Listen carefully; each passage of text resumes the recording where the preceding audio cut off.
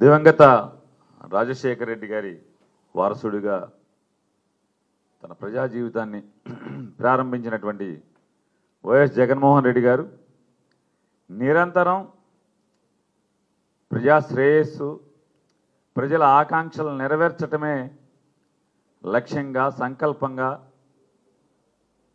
జీవితాన్ని ప్రారంభించి అనేక ఒడిదుడుకుల్ని,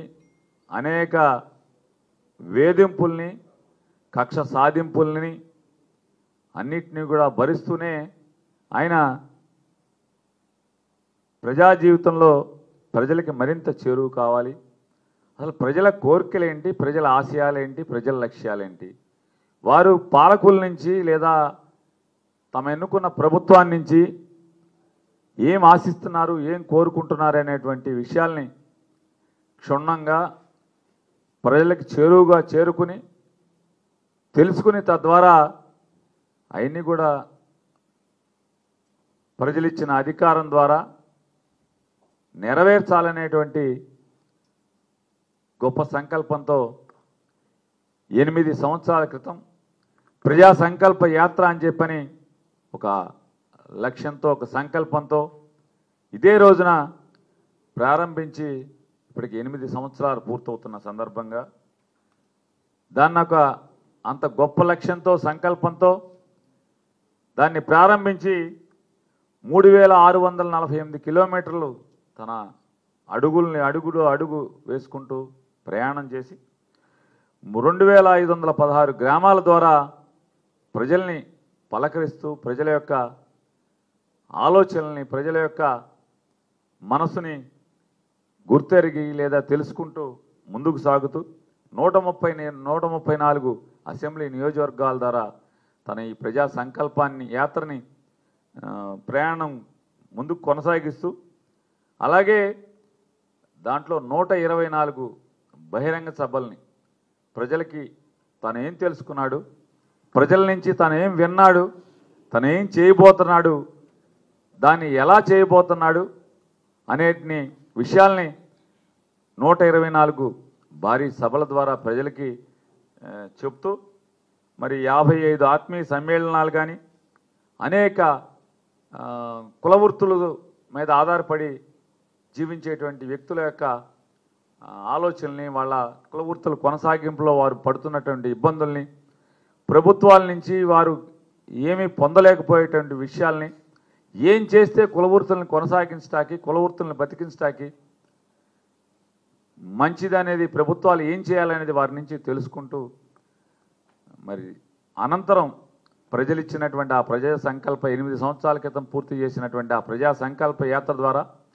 ప్రజల మనసులో కూరుకొని చరిత్రలోనే మొదటిసారిగా 175 నియోజకవర్గాల్లో 151 నియోజకవర్గాల్లో విజయాన్ని సాధించి తద్వారా ఇచ్చిన ప్రతి హామీని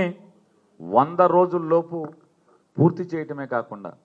చెప్పని అనేక విషయాలను కూడా ఎప్పటికప్పుడు ప్రజల మనసులు గుర్తెరిగి ఇది కదరా ప్రజల కోరుకున్నటువంటి ప్రభుత్వం, ప్రజల ఆలోచనని, ప్రజల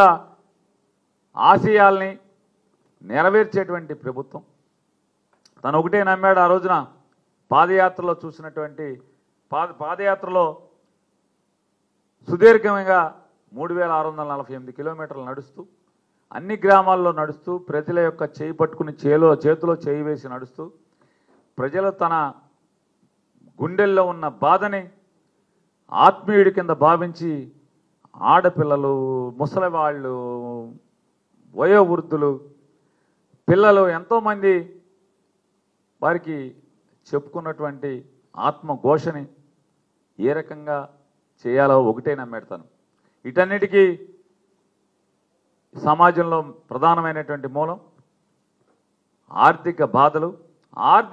తట్టుకోలేక చదువుకోలేకపోవటం, చదువుకు దూరం అవటం, వెనుకబడిన కులాలు, పేదలు చదువుకు దూరం అవటం వల్ల ఈ సమాజంలో పేదరికం ఎక్కడ వేసిన గొంగళి అక్కడే ఉన్నది అనే ఆలోచనతోనే తను ప్రధానంగా దృష్టి పెట్టి పేదవాడు ఒక్కసారి లేదా మధ్యతరగతి వాడు హాస్పిటల్కి వెళ్తే చాలు అక్కడితో కుదేలై జీవితం తలకిందులై అప్పులు పాలై ఇల్లు తనకు తాను తాకట్టు పెట్టుకునేటువంటి పరిస్థితుల్ని తన కళ్ళతో చూశాడు, మనసుతో విన్నాడు. కాబట్టే విద్య వైద్యం మీద ప్రధానమైనటువంటి లక్ష్యంతో ఆయన గొప్పగా దేశంలో ఎక్కడా లేని విధంగా పనిచేశాడు. స్కూళ్ళని ఢిల్లీలో 800 స్కూళ్ళు ఉంటే 800 స్కూళ్ళని 10 ఏళ్లలో మార్చి చూపిస్తే, ఇతను కరోనా 2 సంవత్సరాలు తీసేస్తే జగన్మోహన్ రెడ్డి గారు 3 ఏళ్ల కాలంలో దాదాపుగా 16,000 పాఠశాలల్ని రూపురేఖలను మార్చి సౌకర్యాల్ని నేల మీద గచ్చు ఊడిపోయినటువంటి లేదా బొక్కలతో మట్టి నేల మీద కూర్చుని చదువు నేర్చినటువంటి పరిస్థితుల నుంచి డబ్బున్న వాళ్ళ పిల్లలతో పోటీ పడుతూ విద్య నేర్పటం, అలాగే ఇంగ్లీష్ విద్య నేర్పటం, డిజిటల్ బోర్డు మీద విద్య నేర్పటం, ఉచితంగా 1వ క్లాస్ నుంచి పీజీ వరకు సంపూర్ణమైనటువంటి ఫీజు రీయింబర్స్మెంట్ని కొనసాగిస్తూ ఉచితంగా విద్య నేర్పించటం. అంటే తను నమ్మాడు ఒకటే, ఈ రాష్ట్రంలో పేదరికం పోవాలంటే రాజశేఖర రెడ్డి గారి తర్వాత చంద్రబాబు వచ్చో, చంద్రబాబు తర్వాత జగన్మోహన్ రెడ్డి గారు వస్తేనో లేకపోతే ఇంకొకరు వస్తేనో పేదరికం పోదు ఈ రాష్ట్రంలో. పేదరికం పోవాలంటే ముఖ్యమంత్రులు మారినంత మాత్రాన పోదు. కేవలం పేదవాడి ఇంట్లో పిల్లల ఉన్నత చదువుల ద్వారా మాత్రమే ఈ రాష్ట్రంలో పేదరికం పోతుందని నమ్మినవాడు నాడు రాజశేఖర రెడ్డి అయితే, నేను రెండోవాడు జగన్మోహన్ రెడ్డి తన ప్రజా సంకల్ప యాత్ర ద్వారా తెలుసుకుని మరి ఫీజు రీయింబర్స్మెంట్ సంపూర్ణంగా అమలు చేయించడం. ఇవాళ చూస్తున్నాం మనం, కాలేజీలు వాళ్ళు రోడ్డెక్కి బంద్ చేసే పరిస్థితి, పిల్లల తల్లిదండ్రులు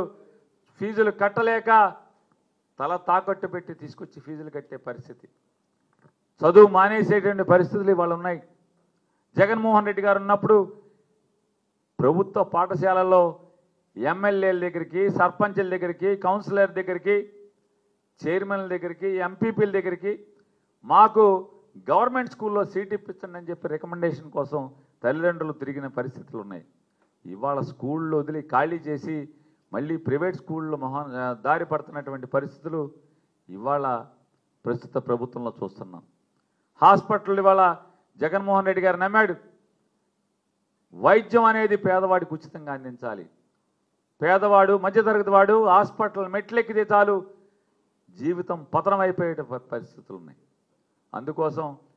డాక్టర్ల కొరత ఉంది. డాక్టర్ల కొరత తీర్చాలంటే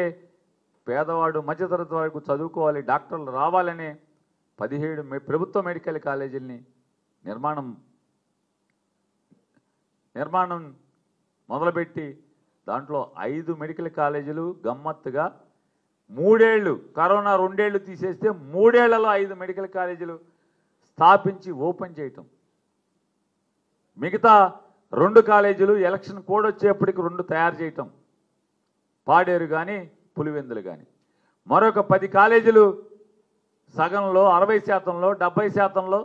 నిర్మాణంలో ఉన్న దశలో ఉంటే ఈ పాటికి చంద్రబాబు కనుక గాడి తప్పకుండా, బుద్ధి గడ్డి తినకుండా ఆ మెడికల్ కాలేజీని చిన్నవాడైనా జగన్మోహన్ రెడ్డి గారి సంకల్పాన్ని కొనసాగించుంటే ఇవాళ ఆంధ్రప్రదేశ్ రాష్ట్రానికి 17 ప్రభుత్వ మెడికల్ కాలేజీలు పూర్తవటమే కాకుండా ఈ రాష్ట్రంలో కొత్తగా పేద మధ్యతరగతి విద్యార్థులు 2,750 మంది చదువుకుంటానికి అవకాశం ఉండేది. పీజీ సీట్లు వచ్చే జగన్ గారు మొదలుపెట్టినటువంటి 5 మెడికల్ కాలేజీల్లో దాదాపుగా 60-70 పీజీ సీట్లు ఇవాళ కేంద్ర ప్రభుత్వం మంజూరు చేసింది. అంటే